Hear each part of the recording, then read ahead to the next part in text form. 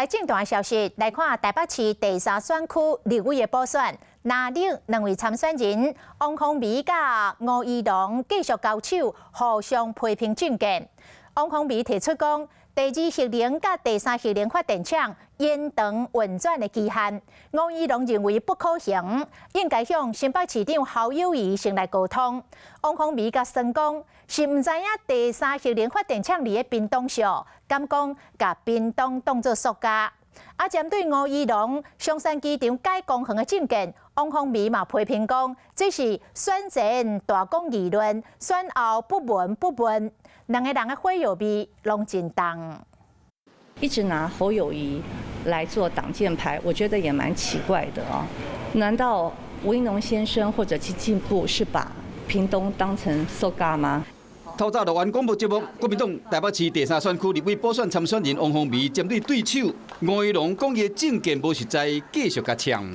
吴怡农先生可能应该去看一看过去的历史啊，为什么大家对松山机场迁建会认为在选举的时候这样的一个高谈阔论，选后不闻不问？研议核2厂、核3厂的民意代表都应该要认真的提出解决核废料问题的方案。在新北市长侯友宜不支持或者是不同意的状况下，这是不可行的主张。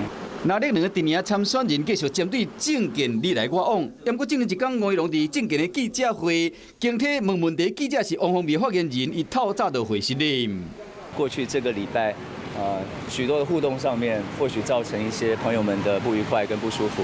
那我也在这边跟大家说不好意思。态度落软，听讲吴怡农的阵营找来要做前总统陈水扁文胆的老道来坐镇拍选战。接下来只剩4个半礼拜，我们压力非常的大，我们的支持者也非常的焦虑。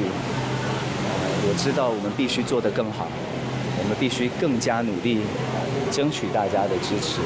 到底这个总统级的文胆敢有提出什么建议？吴怡农无讲明。这场立委的补选拿赢是要拍拼顾一色，立赢这是出动总统级的幕僚，可这场选战愈来愈闹热。